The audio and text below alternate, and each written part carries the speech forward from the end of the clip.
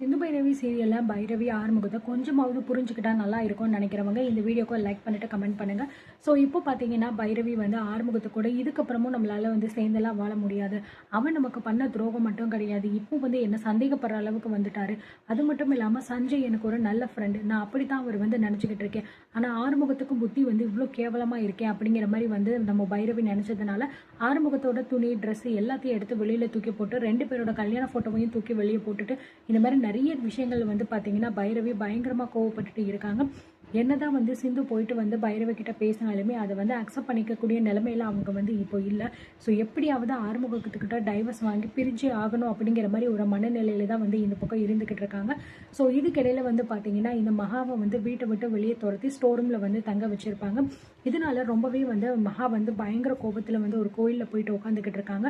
அப்போ அந்த நேரம் பார்த்து நம்ம எசக்கி வந்து மகாவை பார்க்க போறாரு. என்னக்கா நீ இங்கே வந்து உட்காந்துக்கிட்டு இருக்க, அங்கே வீட்டில் என்னென்னமோ விஷயம் நடந்துக்கிட்டு இருக்கு, நீ என்னடா அப்படின்னா இப்படி வந்து உட்காந்துக்கிட்டு இருக்கியேக்கா, இந்த இப்படி நீ இந்த நிலைமையில உட்கார்றதுக்கு காரணம் உன் புள்ள சிவா தானக்கா.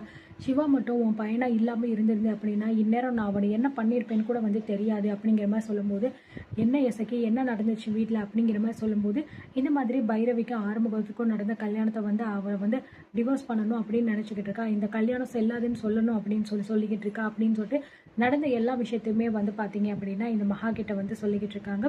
வீட்டில் வந்து இந்த மாதிரி பல பிரச்சனைகள் இருந்தால் மட்டும்தான் சீக்கிரமாக அந்த அன்னபூரணி வந்து என்னை ஏற்றுப்பா.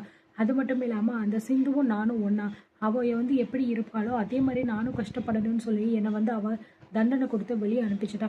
இதுக்கெல்லாம் அந்த அன்னபூரணி கண்டிப்பாக அனுபவிச்சுதான் ஆகணும். அது மட்டும் கிடையாது, இந்த சிவாவுக்கு வந்து பெத்த அம்மான்னு கூட வந்து பார்க்காம என் மேலேயே வந்து பழி போட்டு என்னை வந்து வெளியே அனுப்பிட்டா. இது எல்லாத்துக்குமே வந்து கண்டிப்பாக வந்து அந்த சிந்து தான் வந்து காரணம். அப்படிப்பட்ட சிந்து என் புள்ள கூட என்றைக்குமே சேர்ந்துடவே கூடாது, அது மட்டும் நீ கொஞ்சம் நல்லபடியாக பார்த்துக்கோ அப்படிங்கிற மாதிரி வந்து சொல்லிடுறாங்க. அதே நேரம் பார்த்தீங்கன்னா ஐஷுவும் அங்கே வந்துட்டு நடந்த விஷயங்கள் எல்லாத்தையுமே வந்து சொல்லிடுறாங்க. கூடிய சீக்கிரத்தில் அம்மா எப்படியாவது அந்த வீட்டுக்குள்ளே வந்துடுவேன், அதனால் நீங்கள் எதை பற்றியும் கவலைப்படாதீங்க அப்படிங்கிற மாதிரி வந்து சொல்லிடுறாங்க.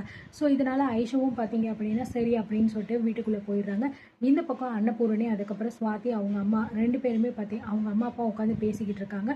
ஸோ எப்படியாவது சுவாதியை பார்த்தீங்கன்னா நம்ம சிவாவுக்கு கல்யாணம் பண்ணி வச்சு தான் ஆகணும் அப்படிங்கிற மாதிரி ஒரு முடிவில் தான் இந்த அன்னபூரணி உட்காந்துக்கிட்டு இருக்கா.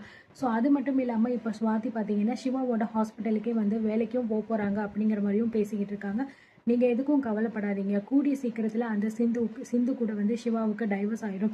அப்படி ஆனதுக்கப்புறம் நிச்சயமாக நம்ம வந்து இப்போ என்கேஜ்மெண்ட் எப்படி பண்ணியிருக்கோமோ அதே போல் நம்ம சிவாவுக்கும் சுவாதிக்கும் கல்யாணம் பண்ணி வச்சிடலாம்.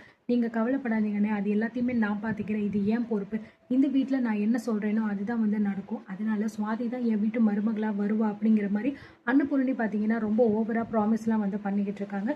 ஸோ இது எல்லாத்தையுமே ஒரு ஓரமாக ஒளிஞ்சிட்டுன்னு நம்ம சிந்துவும் வந்து கேட்டுட்டு தான் இருக்காங்க. என்ன பண்ணாலும் இந்த அன்னபூரணியோட மனசை மாறவே மாட்டேங்குது, எதுக்காக இவங்க இப்படி இருக்காங்க, நம்ம எங்கள் 2 பேருக்குமே சேர்ந்து வாழணும் அப்படிங்கிற ஆசை இருக்குது, அப்படி இருந்துமே எதுக்காக எங்கள் 2 பேர்த்தையுமே இப்படி பிரிக்கணும்னு நினச்சிக்கிட்டு இருக்காங்க அப்படிங்கிற மாதிரி வந்து சிந்து பார்த்திங்கன்னா ரொம்பவே வந்து கவலைப்பட்டுட்டே இருக்காங்க. அந்த நேரம் பார்த்தீங்கன்னா சிவாவும் வந்து வராரு. வாயா சிவா, எல்லாருமே சேர்ந்து ஒன்றா சாப்பிடலாம் அப்படிங்கிற மாதிரி வந்து சொல்லிட்டு எல்லாருமே ஒன்றா உட்காந்து சாப்பிட்றாங்க. அந்த நேரம் பார்த்து காயத்ரியை கூப்பிடுங்க அப்படிங்கிற மாதிரி சொல்லும்போது, காயத்ரி இல்லை கோயிலுக்கு போயிருக்கா அப்படின்னு சொன்னோடனே சுவாதி வந்து நான் பரிமாறுறேன் அப்படிங்கிற மாதிரி சொல்லிட்டு எல்லாருக்குமே வந்து பரிமாறிக்கிட்டு இருக்காங்க.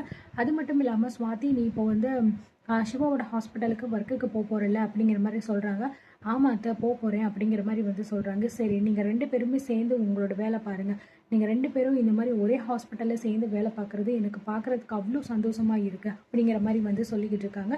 ஸோ அது மட்டும் இல்லாமல் கரெக்டாக அதே மாதிரி வந்து பார்த்திங்கன்னா சுவாதியும் வந்து பார்த்திங்கன்னா இங்கே சிவாவோட ஹாஸ்பிட்டலுக்கு வந்துடுறாங்க. வந்துட்டு அவள் பாட்டுக்கு வந்து வேலை பார்க்குறது, சிவா கூட சேர்ந்து வந்து கேன்டீனுக்கு வந்து சாப்பிட்றது, ஜூஸ் வந்து மாற்றிக்கிறது, இந்த மாதிரி விஷயங்கள் எல்லாம் பண்ணுறது வந்து சிந்துவுக்கு கொஞ்சம் கூட பிடிக்கல. ஸோ சொல்ல போனோம் அப்படின்னா சுவாதி வந்து பேசுறது பழகுறது எதுவுமே சரியில்லை அப்படிங்கிற மாதிரி வந்து நம்ம சிந்து நினச்சிக்கிட்டு இருக்கா. அதனால அவளோட ஃப்ரெண்டும் பார்த்தீங்க அப்படின்னா, இங்கே பாருடி ஏற்கனவே அவங்க 2 பேருக்கும் என்கேஜ்மெண்ட் ஆயிருச்சு, இது உன்னோட ஹஸ்பண்டுக்கு வந்து பிடிக்குதோ பிடிக்கலையா, ஆனால் உங்கள் வீட்டில் அந்த அன்னபூரணி மேடம் என்ன சொல்கிறாங்களோ அத்தானே நடக்கும்னு சொன்னால், அப்படி இருக்கும்போது நீ சிவாவை பத்திரமா பார்த்து வச்சுக்கணும், அந்த சுவாத்தியை நீ சிவா பக்கம் நெருங்கவே விடக்கூடாது அப்படிங்கிற மாதிரி வந்து நினைக்கிறாங்க. அதனால வந்து பார்த்தீங்கன்னா அவள் டக்குன்னு வந்து சிவாவோட ஜூஸ் எடுத்து குடிக்கும்போது இதை குடிக்காதீங்க அப்படிங்கிற மாதிரி சொல்லிட்டு வேற ஒரு ஜூஸில் பார்த்தீங்கன்னா பேதி மாத்திரை கலந்து கொண்டு போய் கொடுத்துட்றாங்க. ஸோ இதனால சுவாதி அதை குடிச்சிட்டு பார்த்தீங்கன்னா பாத்ரூமுக்கு ரூமுக்கு அப்படிங்கிற மாதிரி அலைஞ்சிக்கிட்டே இருக்காங்க.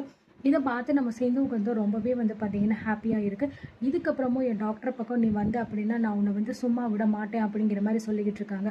ஒருவேளை இந்த மாதிரி பேதி மாத்திரை கலந்த விஷயம் நம்ம சிவாவுக்கு தெரிஞ்சிச்சு அப்படின்னா அவர் என்ன பண்ணுவார்?